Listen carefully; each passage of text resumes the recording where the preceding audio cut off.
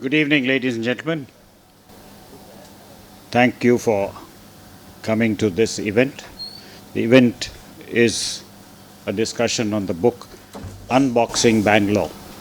Many of you have seen it outside, and I hope you'll be picking up a copy as you leave. A word about the authors. Let me start with Malini Goyal. She has been a deep dive business journalist for over 25 years. She has tracked and reported on India's tech and startup landscape for over a decade now. Based in Delhi since 1989, she moved to Bengaluru in 2021 specifically to work on this book. Currently, she is the founder of Unboxing Bangalore Foundation, a not for profit platform focused on documenting Bengaluru's rise as a global tech hub. The platform is working on multiple initiatives to help make Bengaluru a culturally vibrant global city. The co-author, Shri Prashant Prakash, is a founding partner of the global venture capital firm Axel Partners in India and the co-founder of Unboxing Bangalore Foundation. He began his career as an entrepreneur in the 1990s, and since 2004, he has played a key role as a venture capitalist in nurturing Bengaluru's and India's startup landscape. Axel in India has had a foundation role in shaping some of the most successful and category defining startups in India, including Flipkart, Ola, Freshworks, Swiggy, and Book My Show. But perhaps more significant than his role as an investor is his contribution as a philanthropist to both the country's tech ecosystem and Bengaluru. Bengaluru is particularly close to me. I started my career in Hosur, and that was our watering hole in the 80s when we used to drive down 40 minutes. And you won't believe we could go from Hosur to Bangalore in 40 minutes in those days. But today, people who go to Bangalore are struck by how it's grown. Some say it has grown beyond, its capacity, and therefore it holds out many lessons.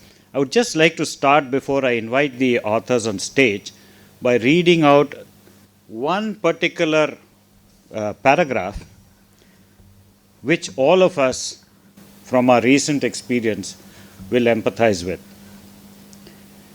And it says, landlocked Bengaluru doesn't have much use for boats, but it was a different situation on 5th September 2022. Torrential rains had flooded the city, turning streets into lakes instead of the usual stress of traffic congestion. Drivers worried about their vehicles being washed away. Boats and tractors were the vehicles of choice for office goers, be they CEOs who normally turned up in their Bentleys and Maseratis, or the regular Joes who arrived in their two-wheelers. Mega technology parks with world-class IT service companies, which promised their clients zero downtime, were forced to shut down. Drinking water and power supply were disrupted. And for a change, unicorn founders tweeted about evacuating their dogs and families instead of valuations and layoffs. Sounds familiar? Very recently in Chennai, this was the very situation that we faced. I would just like to read out one more paragraph of why it is relevant for us. Many of us may think, why Bengaluru? What is the importance of Bengaluru for us? I think I'll read the last chapter of the book. It says, and I'll leave out the blank. Blank can be filled up with any city. It's not just bad urbanization that Dash needs to worry about. The city will increasingly find itself buffeted by problems of the third world. Hardware issues of poor infrastructure, corruption, and governmental collusion, and the first world, software issues of a stressed social and cultural fabric. How it navigates its way through those two distinct worlds will play an important role in shaping the city's future. Given the technological and economic significance of Bengaluru for India's economic future, the hope is that the governments, both at the centre and the state, will rise above politics to help the city prepare better for the future. Now, whether it's Bangalore, Delhi, Noida, Chennai, anywhere in India or India as a whole, I think these words hold true for all of us. So let's put our hands together to welcome the two authors of this book, Unboxing Bengaluru, the City of New Beginnings, Ms. Malini Goel and Shri Prashant Prakash.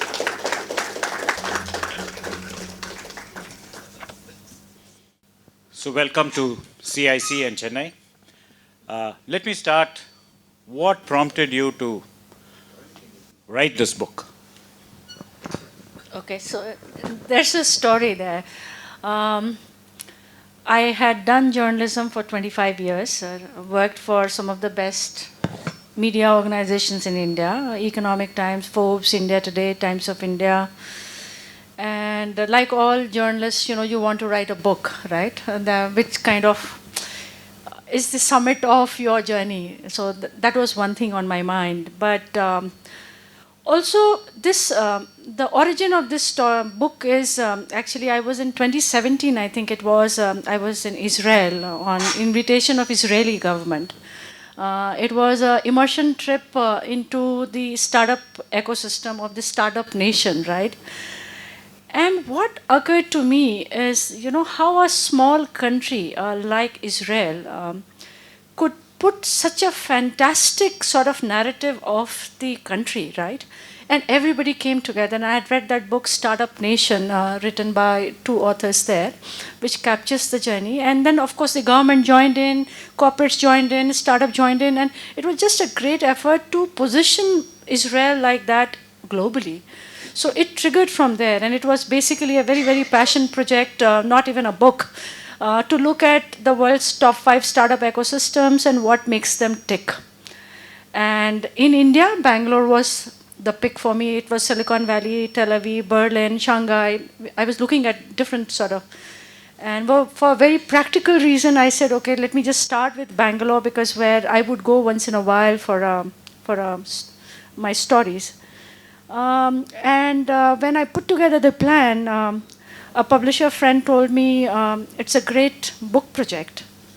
And that's how the journey began. And of course, Prashant came on board, and he said he would love to collaborate on it. And that's what's so beautiful about, I find, at least for Bangalore, is such a collaborative city, and dreams take wings because of that. The collaboration that exists in the city, the network effect that exists in the city, all of them just helped us get where we are. Otherwise, we wouldn't have been able to.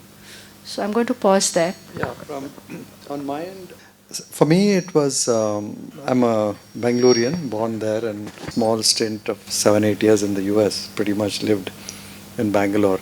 And so I think there was always this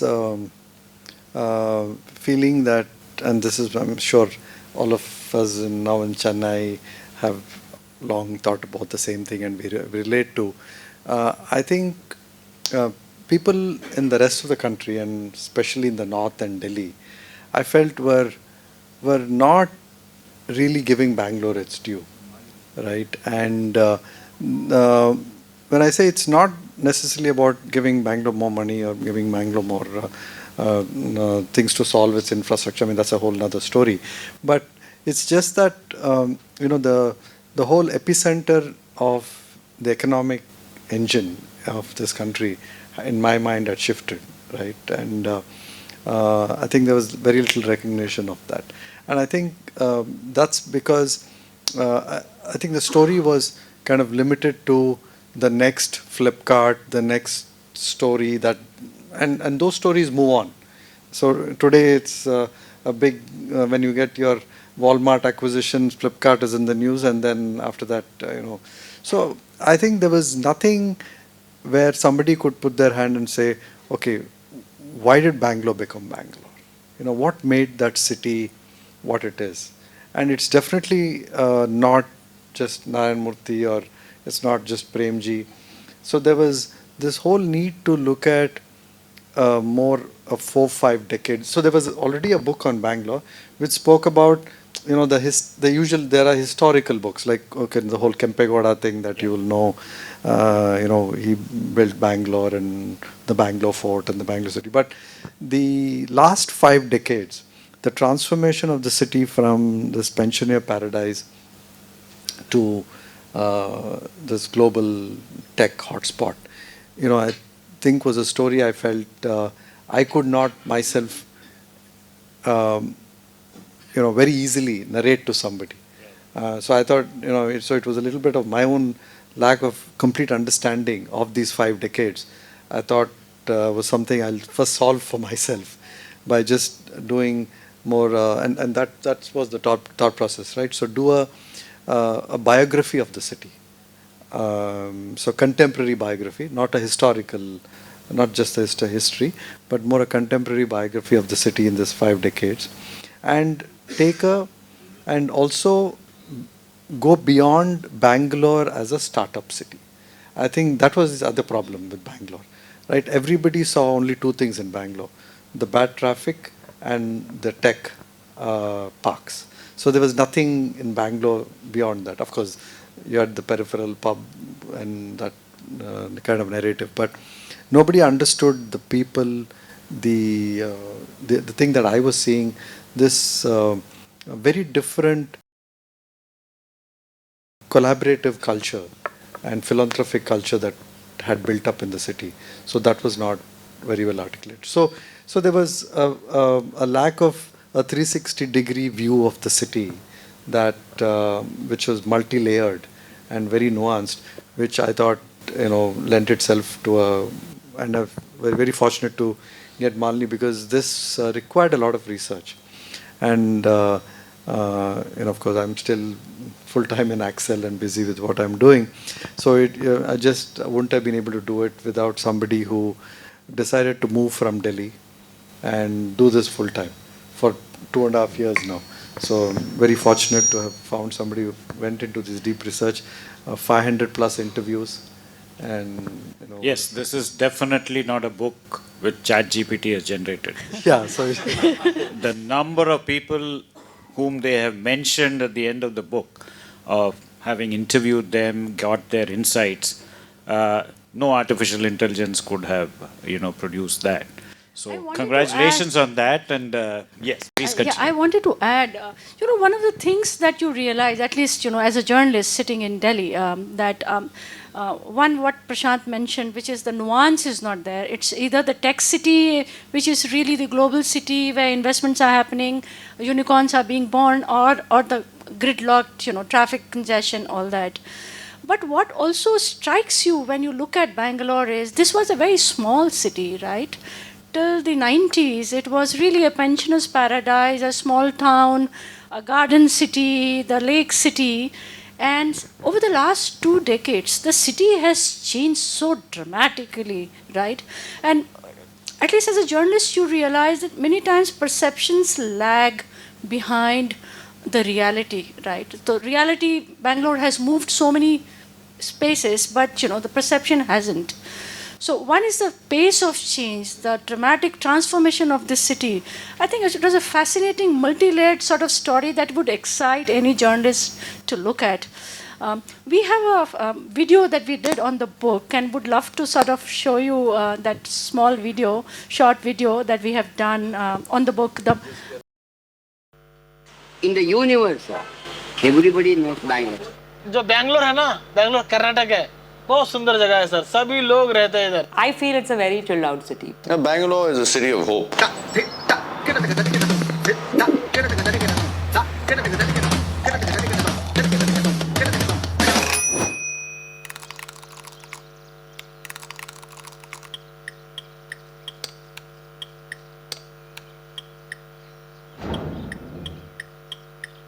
I think it's a city of ambition.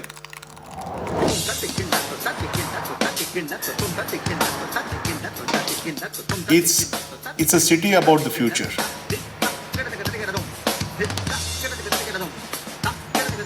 First word that comes to my mind is freedom.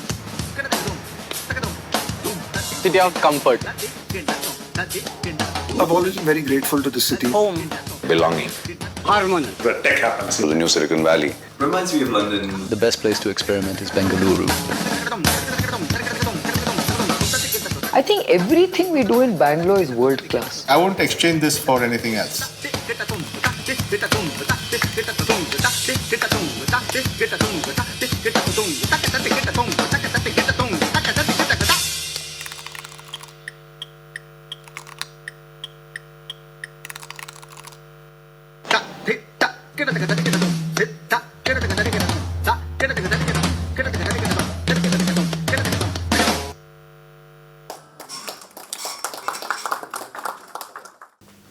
So the moniker was something that really we debated a lot, and it was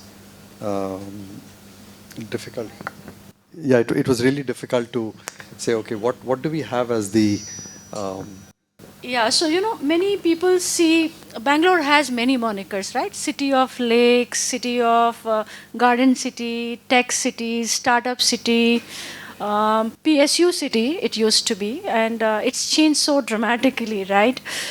One of the things that you realize that probably the change is the only constant that you see.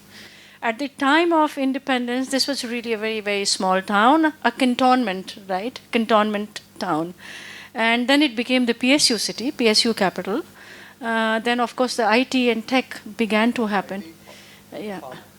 Pharma, IT, BT, and pharma, right? And so the ability to reinvent itself and move the paces. Remember, 1980s was the time when it was really the IT services industry that took off on labor cost arbitrage. That was the game, right? And today it's really building deep tech, and that has begun to happen. And it required some reinvention on the part of the city to be able to do that.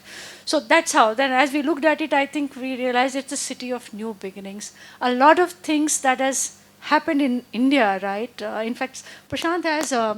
yeah, no, so I mean, we were just also trying to see, since independence, there's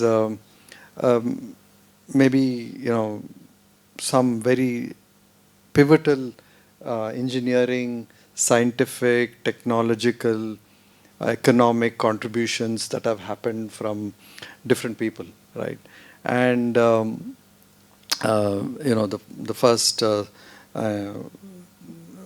person was probably Nehru. Who's, actually, I mean, just going slightly back, the first real venture capitalist was the Maharaja of Mysore. So you'll read that in the book, that HAL was built by initial seed funding from him.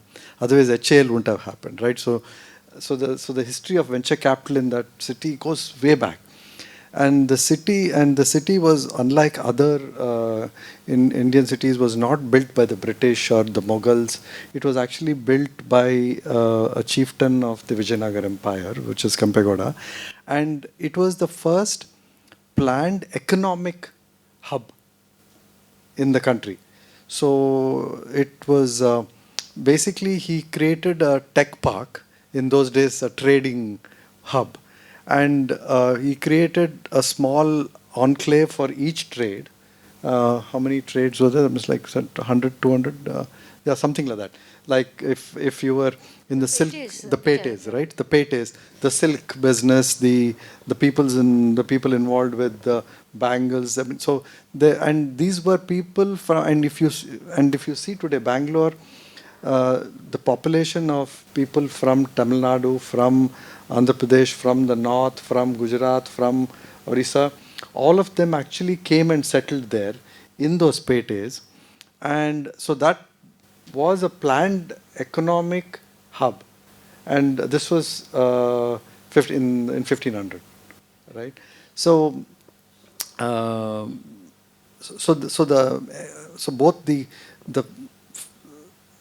the funding of new initiatives and making the economy of the city or the state kind of central to its being and structure was something that was a very old kind of phenomena there. And that then maybe led to Nehru seeing the value of making this the PSU. So he somehow envisioned that. So there was actually a period in between where the Mysore Diwan, during the time of Mr. Visheshwaraya, M. Visheshwaraya, said that the state should have.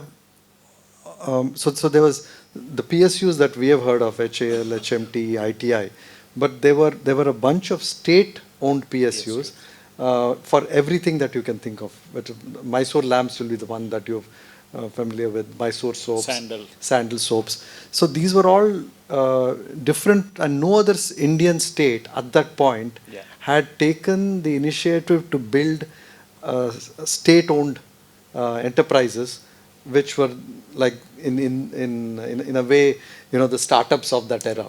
So there was this one startup era which happened during the Mysore Maharaja, and then there was this other structured governmental startups, which are the PSUs, right, which happened during the Nehru era, and then that was quickly followed by Nayan Murthy and Infosys, and so there was really these. There was and if you didn't know how those happened or why those happened, there's no reason to believe that the PSUs would have happened. Actually, one of the fond stories that is told to every sub-collector of Hosur, that the collector of Bangalore used to sit in Hosur. And even up to the 80s, the cantonment was in Bangalore, but the collector used to sit in Hosur. Anyway, that probably, I don't know if you've come across this, but this is the popular story which every sub-collector there is told. But even up to the 80s, it was a PSU town, it was a town for pensioners. You go there, you find brigadiers and generals walking their 4 dogs in the evenings and retiring to the Bangalore club in the evening.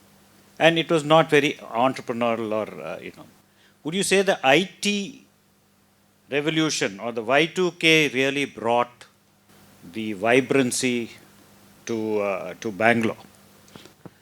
You would have to give a lot of credit for that to Nayan Murthy, because I think that move he made from Pune to Bangalore, I think really was pivotal.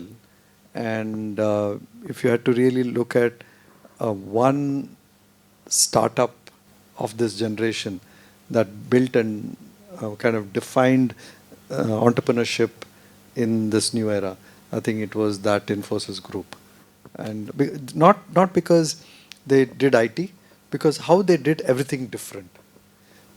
I think everything about Infosys was very different from what corporate India had ever seen before, right? And so that benchmark kind of set the stage for people to say that, hey, you know what, there is a new culture and a new way of building business, and somebody from a middle class family who was the son of a teacher, a rural teacher, can build a NASDAQ listed company. I think that really fueled a lot of shift. And there was a second big inflection, which was the Texas Instruments setting up its office in Bangalore. I think these were the two. So why was that so big? Because TI, at that point, I mean, if you talk to some of the TI folks, they'll tell you they had the option of setting up in the Philippines. They looked at Singapore. Even then, they looked at multiple places, but somehow decided to do that in Bangalore. Was it because of the weather? It was partly the weather, and I think they did do some research in terms of talent. So I think that's where the IISc and so on. Talent was the one reason they attribute. And I would want to sort of take us back actually to 1909 when IISc was set up, right? And in fact, IISc should get a lot of credit in terms of nurturing that scientific roots of the city, right, at that point of time. And what is commendable is that the institution has only grown and continue to evolve and stay relevant in today's world.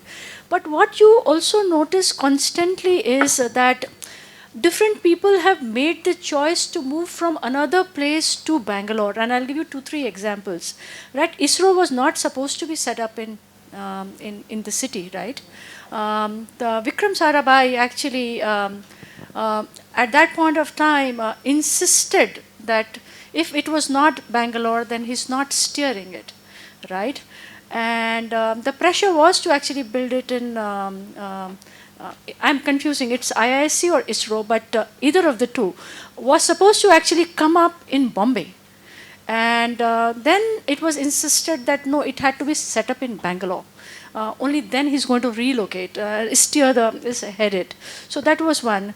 Both Infosys and Wipro were not originally from Bangalore, by the way. They were in Pune and Bombay. And for very different reasons, they relocated to Bangalore. So Infosys moved to, and we had an interview with Mr. Murthy, and he was talking about the weather, of course, but more than that, the affordability, the environment, the talent, all that made a difference. And sorry, you were saying something? No, the talent came mainly from the public sector, is what they Yes. say. The middle management came from the Definitely, yeah. public sector, Absolutely. which was the base. Absolutely. Right? So both Texas Instrument, Wipro, Mr. Premji also talks about the tech talent in the city, which drew them from Bombay to Bangalore, and ditto for Infosys, and ditto for Texas Instrument, actually. So 1980s saw this convergence of multiple factors, and all these 2, 3 companies decided to move to Bangalore and create this sort of core around which our tech industry has developed and evolved. And then you had homegrown entrepreneurs like Kiran Majumdar, right, who as a woman started, as a lady started in her garage, literally, and built a very new industry, which was just non-existent in India, the biotech industry. So I think that was another pivotal moment where the city moved beyond just tech and into the health and the biotech world, and yeah, that was also very pivotal. See, what is very interesting about this book is that it is not about technology or growth, or it is the human capital that you have talked about, and you've done a large number of interviews. Would you like to take us through, how you went about compiling this book, the number of people you met, and it is from, as the movie showed, right from a auto rickshaw person to they've been, talking to the different, I heard from the Uber drivers and things like that, you got your perspectives on the city. Would you like to take us through that? Absolutely. I was a journalist, as I mentioned, for 25 years, business journalist, so mostly interacting with entrepreneurs, CEOs, CXOs. So it's a very top-down view of everything. And I knew that this book has to be a contemporary biography, and it was great that Prashant and I both were looking at it like that. And if it had to be a book on this city, it cannot be top-down. It had to be bottoms up. And it was great that the city was new to me and I was new to the city. So I had zero sort of baggage to sort of bring in. I think first 6 months, I only spent time with people in the slums, on the roads, Ola, Uber drivers. I remember spending one day at a food stall in Koramangala where these delivery agents and drivers sort of come and take their meal. It's a small sort of stall, right? But it does fantastic business. You can see it. And I interviewed those people. Where are they coming from? What are they doing? Even things like, when they wait between 2 orders, what do they do? And those questions were so interesting. I remember there was one guy, 24-year-old, 23-year-old young man. He was from Andhra or Telangana, I forget. He was studying and he was working as a delivery agent. He said his parents don't know that he's a delivery boy here. and he hasn't told them. He sends 30,000 every month back home, besides, of course, taking care of his own expenses. And he works 12, 13, 14 hours a day, that kind of schedule. But like all big cities, he was struggling. He said, yeah, I earn so much and I spend so much. So his aspiration was still a government job, right? And at that level, at the lower level of this social strata, you realize that, you know, the draw of the government job is so enormous because of the security, safety, the sort of a stability that it brings to their lives. So this is how, I mean, I did go to a couple of slums, right? And these are people from different parts of the country. And even slums have hierarchy, so we don't realize it. There were slums with no water, no power, no nothing. And it's really back of the beyond. And there was one garbage collector slum, right? And you went there and the markers were like bottles, liquor bottles piled up, wires piled up, things like that, right? But there was another sort of slum there where we went. It was a better slum, so it had regular power, regular water, all that. So there was this hierarchy. So this was a bottoms-up view that we began to build, and it also helped us understand the part of the city which we don't, at least in the media, we ignore, right? It's the parallel economy. The effect is almost 1:4, 1:5 in many. One tech job creates many more jobs in the parallel economy, and we try to understand what is it doing. And what is so fascinating is the migration pattern in Bangalore, which is truly unique, not just in India, but probably at a world level. I'll dive into that in a bit. Prashant, did you want to add anything? Please go ahead. No, I think maybe you can talk a little bit about the younger people that Yes. the couples and that way. Yes. Now, as you go in, I think, let me share, we have experienced that the locals resent this type of growth because they feel the rents have gone up, the cost of living has gone up, and the tech industry hasn't really absorbed them into their fold. If you see what Chennai has gone through, that is the story. Could you like to tell us how did they assimilate the locals into their system? See, I think migration into Bangalore has been historically probably a lot more of a historical phenomenon, right? So, and you know, it's one. It's also a state that has six state borders. It's not. And I think the Mysore Maharajas were also very cosmopolitan in that sense, in terms of how they drew from the different royal families from around the country. So I think so that culture of integration of other Indian cultures and making it cosmopolitan, again I saw that lineage come from the Maharajas. So and I think they didn't have a choice, because we had six. I mean, I don't think there's any other state in India that has six states bordering it. So in that sense, it's really the center of. It's kind of an alchemy or a medley of different cultures. By the very nature, the state was that. So the Kannada. So even during the formation of the state, while Kannada was used as a linguistic thing, it was not. I mean, it never had primacy. The language of Kannada was not the key driver in how the state was integrated. So I think that's a very interesting yes. So that's thought. something that I've noticed. And migration, maybe you want to talk about how migration is So different. maybe if you could also add, when you talk about the incident of all the northeast people leaving in train loads because of a threat. So is it because of the alienation of the locals that such things happen from time to time, or what do we have to learn from such incidents? So I'll answer in two parts. First, just help you get a sense of the migration that's happening into the city, and some trends that are sort of important to take note of. So in India, largely, the migration is rural to urban migration because we are still an agrarian. Almost 40 to 50% of our workforce is still employed in agriculture. So the migration is rural to urban, and many times it's distress migration, right? Um, Delhi, Bombay, that's how it has happened. But in Bangalore, if you look at it, and this is Chinmay Tumbe, who is migration expert, I had a long sort of chat with him, so his insights and very fascinating insights. Bangalore is the first city which is witnessing urban to urban migration and not distress migration.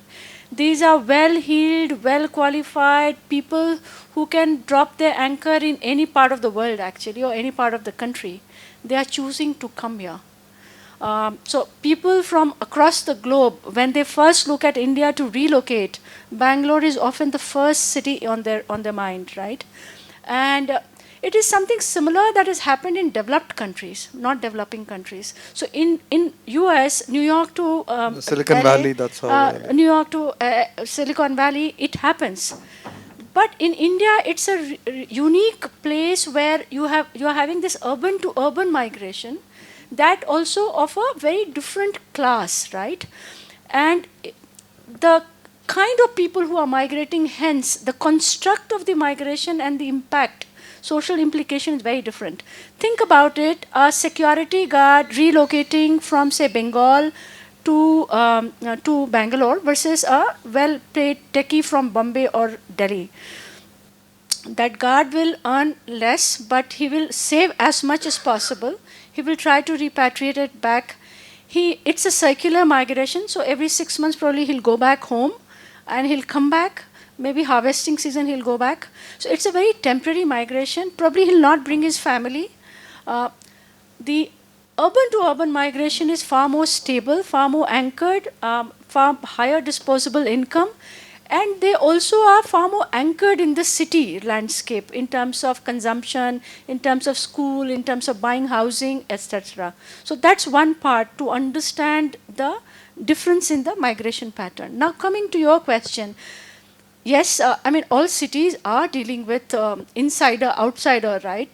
That narrative, of course, is there. But if you look at, say, Delhi, and nobody is a Delhiite. In the sense, everybody is a Delhiite. You can't identify that it's a Bihari or it's a Punjabi or whatever. And I think all global cities must sort of get over that barrier of we are Kannadiga, we are Tamilian, so that those narrow construct. It doesn't mean that you subsume that, but you take it part of that, right? London is everybody. I mean, I think I was just reading some statistics. 3 out of 5 Londoners are not born there, right? They are born outside of Britain, actually. So they are foreigners. And I think if one has to aspire for a global city, it has to have that mindset. And it's a journey. It doesn't happen overnight. And what we are going through right now, maybe it's happening in Chennai, it's happening in Bangalore. I think there will be friction points that we will have to reconcile and figure out how to deal with it. No, I would like you to, how has this been done? Because in the 80s, I still remember, moment there's a point of friction, there is a fort, kind of a gate to enter from Tamil Nadu to Attibali. And they would raise a flag, Karnataka flag, and say, Kannadigas, this. It used to be a linguistic problem, and you have 6 states. How has the state managed these contradictions of so many languages, so many cultures? I mean, has the state done something, or should it do something more? What would you like to? I think it's all about ultimately jobs and economy. I think that has overridden. Development is the biggest thing. Is there something for everybody? Right? The day you're not able to do that, I think there will be factions who will create new problems, right? Now, of course, there will always be this linguistic chauvinist. There, I think it's the job of the government to control and manage them. They will, I mean, it depends on if they get political patronage, and from the political patronage, if they become anchored in certain, and they get some strength, then there can be enough trouble, right? But that is at a fringe level. But at a core, I think it's about the locals feeling that there is some development that has benefited everybody. And I think in Karnataka and in Bangalore specifically, I think the broader feeling across all Kannadigas, other than the fringe, and there is fringe even there, right? So, I mean, people who want only Kannada boards and no, you saw a little bit of that recently. So, but I think at a broad level, I think they've understood the value of welcoming other people. So, if you're an auto person, you know that if you speak in that language, you get more business. So, I think they've been a bit more commercial and practical about why you should be more welcoming and inclusive. Very interesting anecdotes in the book. Would you like to talk about some of them, both of you? So I'll tell you two of them. And so, as I spoke to people, people who had come to the city in the 80s, and then they were reflecting back what it was in the 80s, it's dramatically different. So over 30 years, the city has changed. Over 20 years, city has dramatically changed. Over 10 years, dramatically changed. So I was meeting Nandan Nilekani, and in 2009, he became UIDAI chairman, right? And then in 2014, 2009 to 2014, he was mostly spending a lot of time in Delhi. So this is barely 5 years, right? And then he said, by the time 2014, I kind of began to spend more time in the city, I realized the city had so dramatically changed that I couldn't recognize it. So, this thing about the city changing so dramatically, what struck me is you take the time frame 20 years, 10 years, 5 years, and the view is the same. The city has changed so dramatically, I can't recognize it. So that is one thing that strikes me, that it's something that I've heard from so many people. The second, I'll there's a chapter called Young and Single in the City, and Bangalore is a young city, and it's a visibly young city. You can make out as you move around, and I wanted to sort of capture flavors of their lives, right? And I'm going to talk about dating platforms because that shapes a lot of their experience, the young people, how they experience romance, companionship, sex, right? And I did speak to them and trying to understand. And and this is based on reportage, so 40 odd people, young and single, dating platform, some of the people who are founding this platform, and some experts, counselors, dating counselors, right? So it's a combination of all that. What was interesting is that the journey from connecting on the app, the dating app, to meeting in person at home, that's the shortest in Bangalore. And I'll tell you why. In Delhi, probably it never happens. And in Bombay, meeting at home also is very, very difficult. And there are three very distinct reasons why it happens. In Delhi, the trust factor is so low or so weak that within app conversation goes on for almost 3 months, 2-3 months before they actually have the confidence to share their number and take it elsewhere, right? The conversation. So Delhi has the trust problem, right? In the dating world. In Bombay, the real estate meant, expensive real estate meant there was no privacy at home. They were still staying with their parents or something, and they didn't have that access to a private place, right? In Bangalore, trust was there, comfort was there. Real estate is not that expensive. They are staying away from parents because Bangalore is a lot of young migrant. They are probably staying with their friends. And all those factors shaped dating experience in Bangalore so interestingly. I mean, I was really fascinated by this. So I'll pause there. Yeah, actually, as an IT secretary of Tamil Nadu, I've been on a number of foraging raids to Bangalore to get talent. And the first thing they say, there is no life in Chennai. So would you like to talk about the life in Bangalore, which attracts young talent, retains that talent, whether it's at the startup level or at the middle management level, would you like to talk about the cultural, as a happening city? Yeah, no, you go ahead. Go ahead. Okay. So, one of the things that that stands out about Bangalore, of course, it's a pub city, right? And it sometimes gets exaggerated that pub is, and I think young people are looking beyond pub, and that's where our sort of hubba comes, and we should talk about that as well, because there is more to life than just drinking, right, and partying. One is the communities, range of communities that exist in Bangalore is fascinating. Think of any hobby that you have, any passion. It's pottery, running, biking, bonsai, cooking. I don't know, anything and everything, and you'll have a community of people doing things, right? And these are informal networks. It's not like anybody's mandated these networks to exist. Now with WhatsApp, even only amplified, right? So that's one. The communities, and they sort of bring people together in a way it's very hard to sort of do in any other city, because it's not top down, it's bottoms up, right? And some of this is very recent. So, for example, I mean, the one big anecdote for me was, where do you think the biggest Durga Puja happens today outside of Bengal?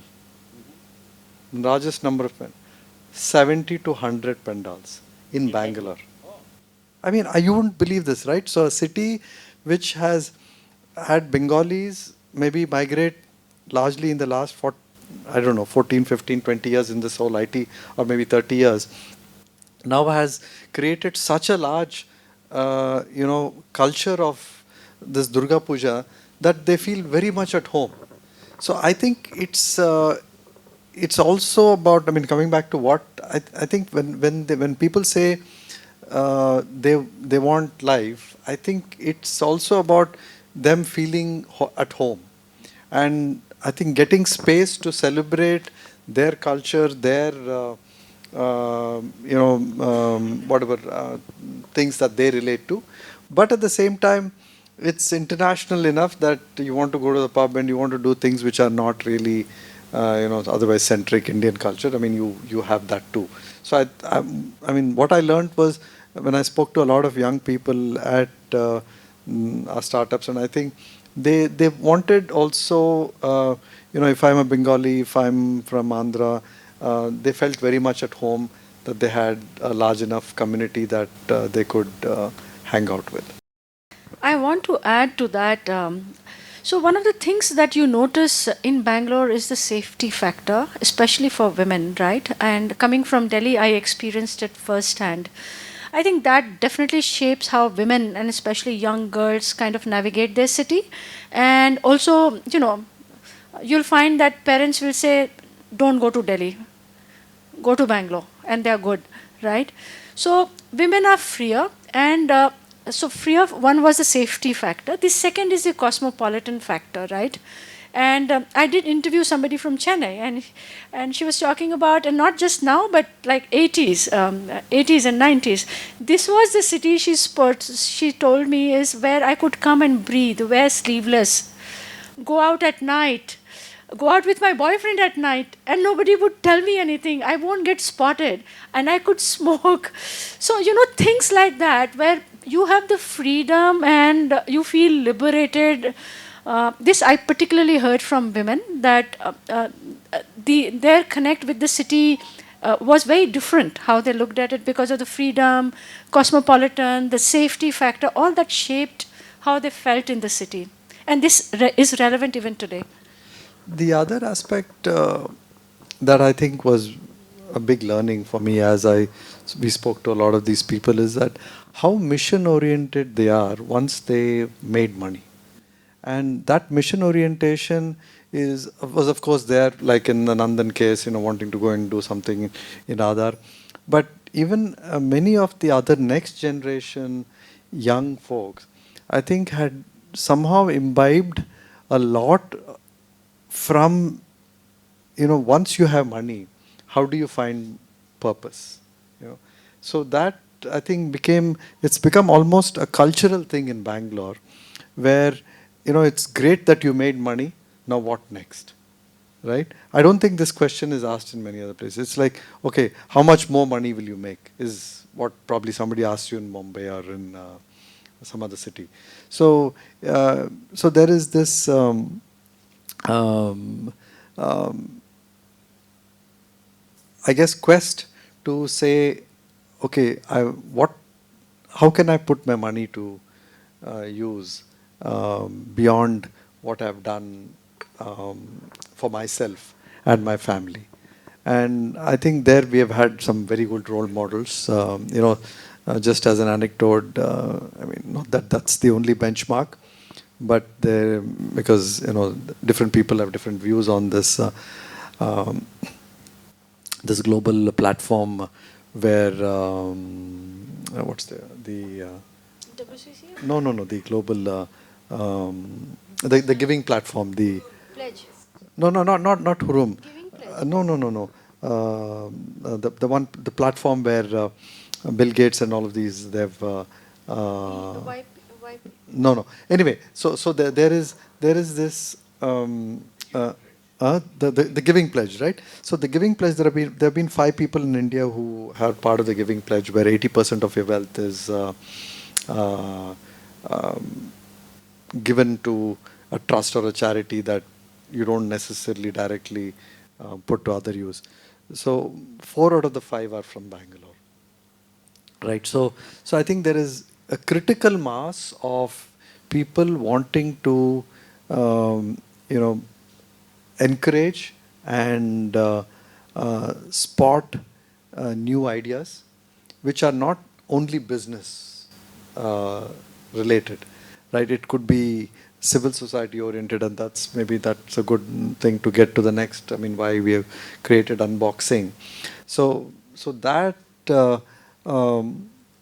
need that I saw of different people of wanting to have a mechanism to have different people who were otherwise working in silos, but still wanted to do something for the city, like what Chennai Connect that we spoke about, was what led us to Unboxing Bangalore as a platform. So it was not just the book.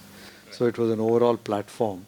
And that need kind of came from this process of talking to a lot of people. So we can maybe quickly spend about 5-10 minutes. Before we go to the movie, one question would be, you talked about 3 phases. First, the Maharaja. Then you talked of the government setting up the public sector. So these were all government-driven kind of initiatives. Now it is more of a self-generating kind of a thing where people, in our parts we say, leave us alone. Summa vata podum.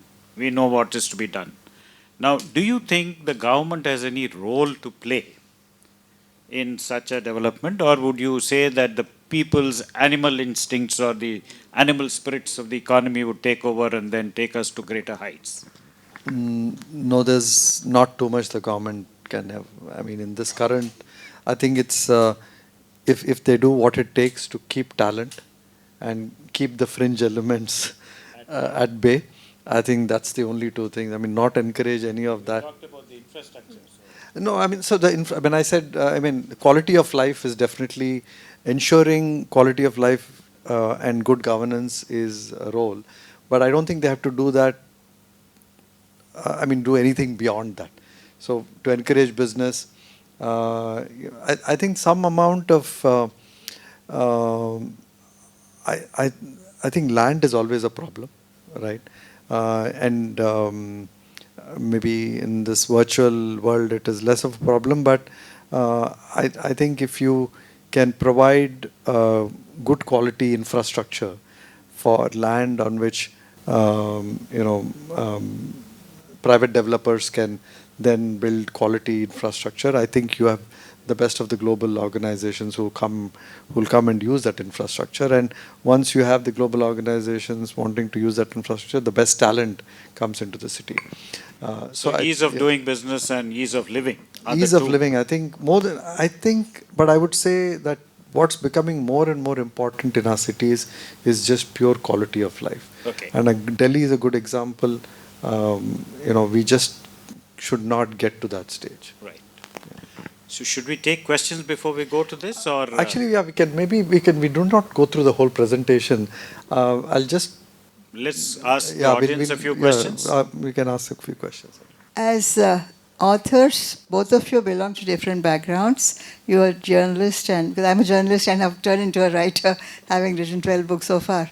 So after about 25 years of experience, 30 years. So how did you converge? Like, your style must have been different, his style must have been different. And how did you edit the book with different styles and different language, different expression? So was it easy for you to sort of come to some kind of common way of doing it? So in terms of the writing process, there were areas we kind of worked very closely together, and that was really the ideation, the sort of construct of the book, the chapters, and ideation on each of those chapters, right? And reportage, and things that were missing, we went back and forth. But in terms of writing, writing was pretty much her style. a lot of me, writing, yeah, was. But we did go back and forth in the sense that times Prashant would say, I think we should mention this, and because he's a Bangalorean, he probably gets the nuance a lot better than I would sometimes, or some things that I may have missed. But yes, writing mostly it was me. But what was fantastic was we were almost aligned on 100% of the things, right? And that was very, very surprising to me that not even once did we have dissonance around, okay, he wants this and I don't want it. It didn't happen even once. So which is fantastic place to be in. Yeah, for example, we said we will not talk to or mention any politician in this book. I think both of us agreed on that. Although I work with a lot of politicians and I'm very involved with a lot of the city planning people, but we said, let's not. So, but I think what really helped is this complementary outsider-insider combination. I think there were aspects that she could see as an outsider and could appreciate it, and there were things that I felt she was missing as an insider, and I could complement. So I think that combination. Just one more question. You think bureaucracy is less of a hurdle in Bangalore than in Madras? Bureaucracy, I think bureaucracy is very specific to, and I will mention next with the bureaucracy next to me. It's very individual dependent. There is no, I don't think I can very broadly paint.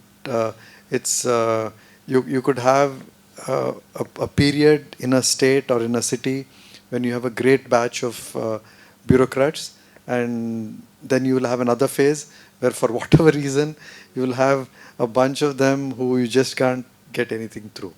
So, or they don't have the vision to put it through. So it's really very individual dependent. So I think it's the same, I think, everywhere, I think. Yes, I went for while I was in college. I went for industrial visit to DuPont painting factory, and then the BPL, and then the Forum Mall. Of course, I was very impressed with the freedom that the city gave me, and I'm really jealous of the people living there. But of course, after exposing myself to a number of topics, I come to realize that the Indian civilization, what they call, it is about more than 4,000 years old, 5,000 years old. So at first, people like Muhammad of Ghazni, they came and plundered the wealth of India.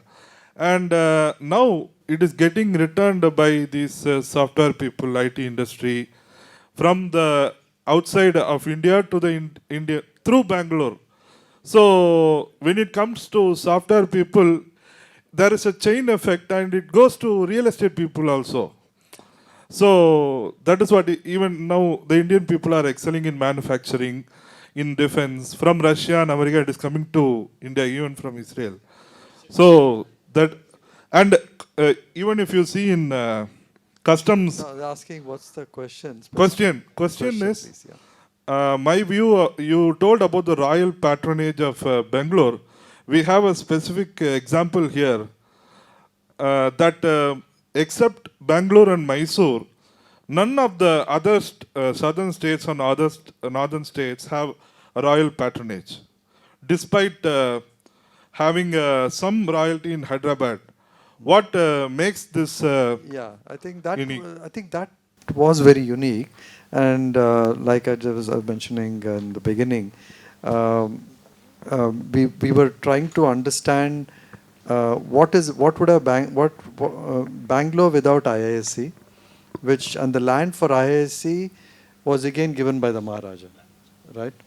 The land for these 10 state PSUs that was built, which was across a spectrum of collaborations with NGF, was with Germany, right? And the need to think global and have a very global perspective, I think, is what is important from the royal or whoever is governing your state. I mean, those days it was the royals who governed Mysore, but I think that was what is important, and that continues. When we say today Bangalore has to be a global city, Chennai has to be a global city, I think the people governing the city should understand that the city no longer has a a place in India, but Chennai or Bangalore is now part of a global constellation of emerging places where people have a choice to be or not to be, right? And city leaders have to understand that if they don't provide the right environment, the right ecosystem for them to thrive, they will not be there anymore. So I think that unfortunately, even in Bangalore and Karnataka, I'll have to say that we have had a big deficit in what governance should have been there and what could have happened in the city in terms of infrastructure and where really we are. And this is a problem across all Indian cities. I think we can take some good examples of how collaboration. I don't know how many of you have visited the new Bangalore airport and have flown through, and it recently got rated as architecturally the most. What was it? I think I don't know if it was the most beautiful airport in the world today. Something to that effect. And that is possible. I mean, we would marvel on Changi Airport, right? If somebody can say that the Bangalore airport is more beautiful than the Changi Airport, right? We are capable of doing these things. But I don't think that this is about the government doing it. What the government in this particular case enabled a mechanism for a private investor who has the world-class vision and to build a world-class product, to enable a structure in the state for that person to thrive. So I think it's all about that. Hello, thank you for the great presentation. Can you hear me? Yes, yes, please go ahead. Okay, thank you. I went to the law school there in Bangalore, so I have very fond memories of the city myself. So a lot of the stories you described, kind of, I could relate to it in many ways through my time there. I just have, my first question is about the pink flowers in Bangalore. It's so beautiful, adds so much color to that city, and it's become a signature. Tabubia and yeah. Sorry, I'm so challenged with my botanical knowledge. So, what's the story behind that? Like, how did that come and become such a identity marker of that city? So, just a lighter note. I mean, we. So I forget the name of the botanist who was brought in during the British time, right? But the city. He was Krimbagal. Huh? Krimbagal. Krimbagal. So he was brought in, and you know, Bangalore has these serial flowering trees. And they were planted in a manner that Bangalore will have these flowering trees through the year, right? Tabebuas were one of them. There are many. Tabubia, Jacaranda were, And they you're were saying. brought in from all over the world. So, and they look very beautiful, but what is also true is that they don't smell. Their aesthetic visual beauty is awesome, right? And British wanted to sort of replicate some of their aesthetic and natural sort of sense from their other parts of the world, right? So that's what they did. So it's been deliberately planted, very scientifically planted, and in a very organized manner through the city, and that's why you see it. I mean, January, February, right? That's the peak period. Yeah, January, February. It's beautiful. I mean, if you have an aerial view of the city. Yeah, so I think that's one of the things we want to do as part of Unboxing Bangalore, where can we make that a bit more prevalent through the city, through more design it for that, right?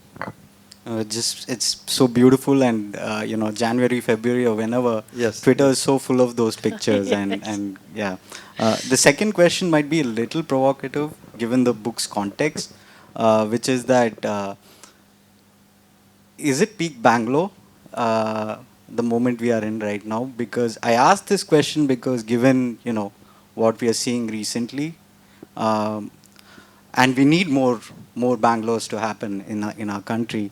But we also know that people vote with their feet, young people especially so, and we see that in, you know, other, you know, tech capitals of the world, people moving.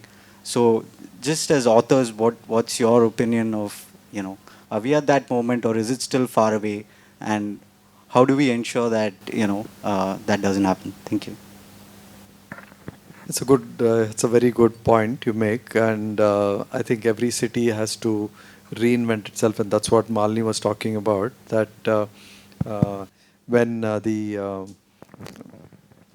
IT revolution happened, there was no guarantee that Flipkart or any other startup would come from that city, and so now in the startup world, there is this whole deep tech revolution that's happening, right, in space tech and quantum and some of these areas. Will that happen in Bangalore? Will it happen somewhere else? I think it's difficult to say. I think there's no guarantee that the next big, and that's the thing we leave open in the end of the book, right? Can Bangalore continue to reinvent itself?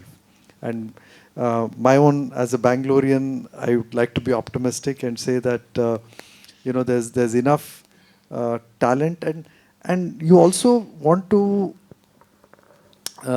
kind of question what could be that other city, right, in India that could take its place, or will it be a bit more, or will innovation be more dispersed and will not be as concentrated as it was? I think I will take the view that it might get a bit more dispersed, that it won't, that this concentration of, we have 45% of all meaningful startups and IT companies, Funding. and Funding as well. and funding, and 45% of the funding goes through that city.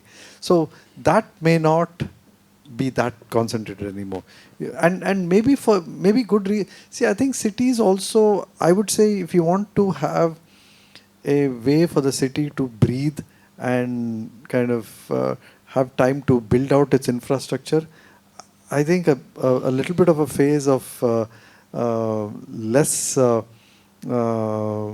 I mean, a pace of development that is slower, I think is okay. We cannot be the fastest growing city in the world forever, and given our governance capabilities and our infrastructure building capabilities, expect to make it a place with the livability factors that we said would be good for everybody. So I think it's okay if Bangalore kind of slows down a bit.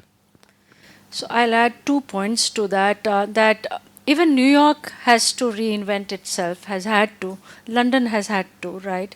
So I think getting complacent, what is true for tech industry is true for city. That Either you reinvent yourself constantly and to be relevant in the today's world, or probably you lose your edge. So that's one that if Bangalore or for any other city, they to maintain their edge, they will have to move with the time. But the other example is of Silicon Valley, right? I mean, Silicon Valley has many challenges right now. And there's homelessness, there's drugs, there's range of things, right? But it still remains the tech hub of the world, right? But what is also true is if you look at the quantum of funding that comes to Silicon Valley, at a percentage level, it's dispersing slowly. Asia is beginning to get a small but growing share of it, right?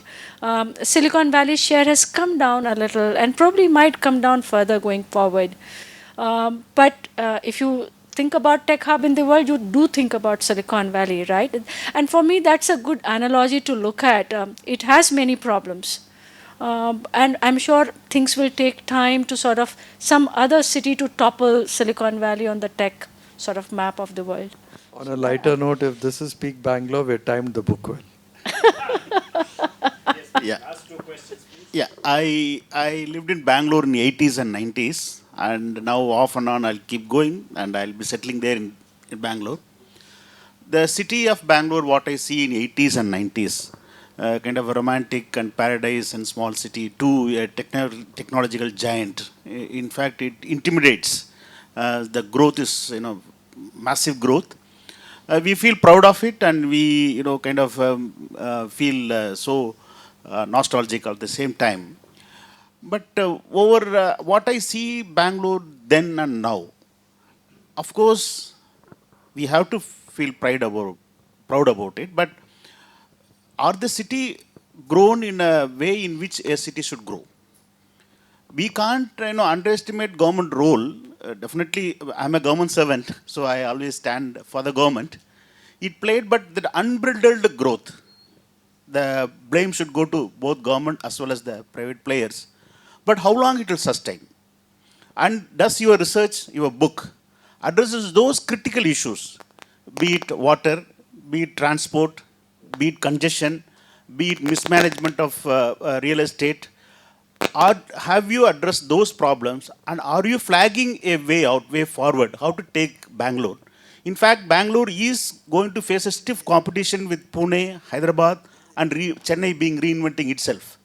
So, to be more relevant, to grow at the space in which it grew, are you suggesting prescribing some of the kind of issues to be tackled? Yeah. No, thank you. So, one of the things that I have observed is this, if you say Kannada businessman, it's almost like an oxymoron, because there are hardly any. So, if you look at Bangalore, it's essentially a city which is created by people from outside. Why is this so? I know Kannadigas by and large are welcoming, but why is it that, the Kannadiga by and large doesn't seem to take to business as much as people from other states? Secondly, I don't know how right I am, but compared to many other states, the number of migrants from Karnataka to outside is also seems to be lower. Is my impression right? Are they a little more insular? Just want you to throw some light on it. Let me feel, otherwise we'll lose context. I'll just, thank you. So the second question maybe. This first question, you want to quickly answer? You've covered enough of that. Yeah. So we have an entire chapter. We have an entire chapter on future and fault line of the city. And so it does talk about everything that you've spoken. And in fact, what he read is from that chapter, right? It's a landlocked city with a lot of problem. But I also want to add, so that chapter will give you a good sense of the problem and the way forward. I want to add that, all our cities are facing challenges and different shades of challenge. Delhi, with so much focus, so much investment, has its own share of challenges. So in many ways, what they call our cities are policy orphans, administrative orphans, and we have not figured out how best to manage our city. And it's true for Chennai, it's true for Bangalore, it's true for Delhi, Bombay, all of them. Wish we had something like, say, London Mayor with his kind of sort of administrative capability and equipped right, to be able to manage a city? So I'll pause on that question. The other one. The second question was related to, I think, where are Kannadigas, and I'm one of the few Kannadigas, right, who ended up in industry and in the VC world. But you're right, very few of them. I think cities, great cities globally, and we reflected upon that, because we spent so much time on what made Bangalore Bangalore. I don't think it's very different, right? All great cities have been built by migrants. I don't know of how many cities in the last century that we could think of where maybe it's in places like Japan and in Korea. It's some of those economies. They've been very local, homegrown. But otherwise, I think this migration of the best talent and the capability of that city. No, Silicon Valley, and I think I think it's a strength of a city to be able to attract talent.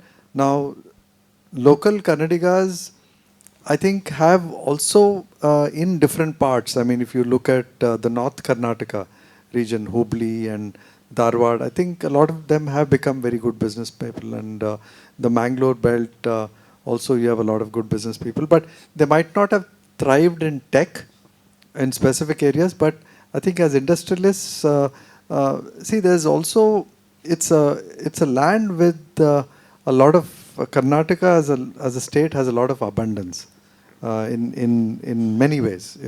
Whether it is the rivers, the fertile land. So people, and this is both a boon and a bane, because people tend to get lazy if you live in a place of abundance. You don't really have to strive for anything. So yeah, I think there's a lot of factors. Yeah. Good evening, sir. It was indeed a very good discussion in the winter evening. So we should not call winter in Chennai to Bangalorean people. But my question is, Bangalore is known as, like you mentioned, city of garden or city of lakes. So how much the garden and lakes the city is missing now, how it has affected aesthetically and geographically in the present context to the Bangalore? How the city misses it? Yeah, from Ramki. Actually, I would like to profusely thank my good friends Gopal, Ramki, Chandramouli, yourself, and the Chennai International Center, which has its roots with one of our friends, Ravi Chandar, in Bangalore. I think this is Gopal, a great way to start a collaboration, right, at a broader level beyond just Ravi, and hopefully we'll bring the whole unboxing element here to Chennai, and that's the hope. Thank you. Thank you for having us here, and this is the first city outside. We've had a launch of the book in Dubai and Singapore, but in no other Indian city. So thank you, Chennai, for having us here. Most welcome, Prashant. My question is, if you see development of states and cities, particularly in an Indian context, it has been spearheaded by political leadership. It could be, the Prime Minister when he was the Chief Minister of Gujarat. It could be Chandrababu Naidu in Hyderabad. Bangalore or Karnataka has never had stable political leadership, nor has it had charismatic political leaders. We have had charismatic political leaders, extremely strong personalities, right? So in spite of that, or is it because of that the people there, have created Bangalore what it is today? So some thoughts, some perspectives on that count. I would say that it's not, we should give government credit where it's due. I think there was a period where S.M. Krishna was the Chief Minister of the state. I think he, with a set of bureaucrats, played a role. And if Electronic City, when that was created, was quite visionary in its own way. And Infosys getting 20, 30 acres of free land, or 40 acres, I don't know how much, was not easy. Nobody just gives away land like that, right? So it was So there is a role that a few folks have played, but I think it's beyond that. I think the government can be a catalyst to some extent, but I think it's the private enterprise that has to have leadership. So I wouldn't blame the government. Neither would I say that. Okay, let's talk about Gujarat, and we're all this is a closed door conversation, right? Can Gujarat become a great city and become better than Bangalore just by having a leader like Mr. Modi? No. I think there has to be enough visionary private enterprises and startup leaders who create that next wave of innovation, entrepreneurship, whatever. That can never come from the government. The government can only provide infrastructure. The government can only facilitate. But I don't think and even if you look at what happened in China, right? The government largely played the role of building infrastructure, right? So it was the entrepreneurial skills of people like Jack Ma and all these other folks who really built the next enterprises in China. So I think it's a little bit of a jugalbandi between the both, with the private enterprise having to take the lead. I think, let me just read out something to all of you, that this is just not, extolling a city or something. They say, over the last 4 decades, if not longer, Bengaluru's meteoric rise in the tech world has been matched by a precipitous decline in city life. Virtually every part of the urban landscape, roads, lakes, garbage, and traffic is crumbling. They go on to say, Bengaluru's woes are ironic at so many levels. On one hand, the global tech hub rubs shoulders with the best in the world, having earned a reputation for its cutting-edge technologies and tech talent. It promises and consistently delivers critical IT services to the world's top MNCs. From space to sky, its startups and institutions work with nanosecond precision to build satellites and missiles. Its sprawling R&D centers are plotting some of the biggest disruptions in sectors like automobile and defense. Yet, in the real physical world, it is a third world city, teetering on the edge, barely able to provide basic services to its residents. The city's elite struggle to make sense of this bipolar world. They live and work in fancy world-class campuses. Ambitious entrepreneurs chase billion-dollar dreams. Thousands of techies and others who form the city's core help companies and startups solve mega problems facing the world. But right outside their gates, they must negotiate their way through routine and mundane problems that they can't solve. On social media, their praise for and rants against the city are instant and impulsive. Darshini hopping, selfie flaunting Bangaloreans can't stop gushing over the city's salubrious weather and its colorful blooms. Equally, their complaints about potholes and memes about traffic jams go viral frequently. In the virtual echo chamber, they speak the loudest. So I think this is the irony of India.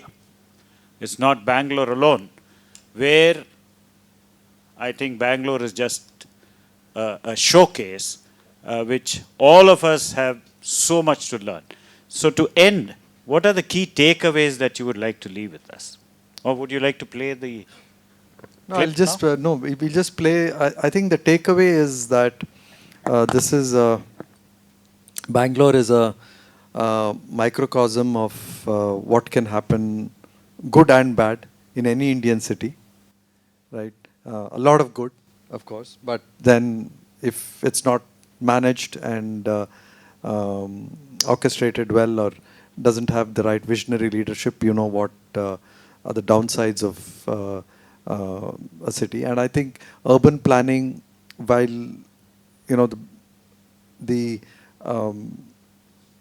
national infrastructure at some level, I was just seeing a tweet from Anand Mahindra today that we have the highest the largest road network in the world now, second only to US, and in about a year we'll have the largest interstate network.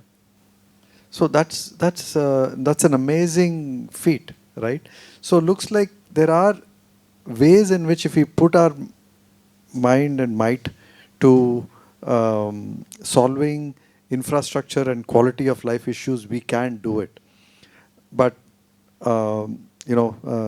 sadly, I think we probably have local level political leadership at a capability and at a level where that is seems like I don't see that happening in the next 4-5 years, right?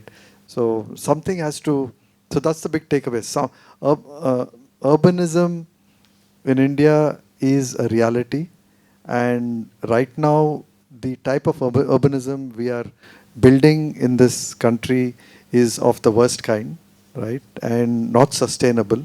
And there are good examples in different cities of what is wrong, and we just have to find a better solution. Yeah. I don't really have substantive to sort of add to what Prashant has said, so I'll just sort of conclude there. Again, thank you very much, Prashant. Thank you, Malini. This was absolutely fantastic. And as many of you may remember, the idea of CIC was also born out of a collaboration between Bangalore and Chennai, as was Chennai City Connect. I see Raj Cherubal, who was our founder there. So we look forward to more opportunities. Actually, Bangalore is not a city. It's Chennai West. And let's think about it that way, and we can collaborate more and more. Thank you so much again. Thank you. Thank you.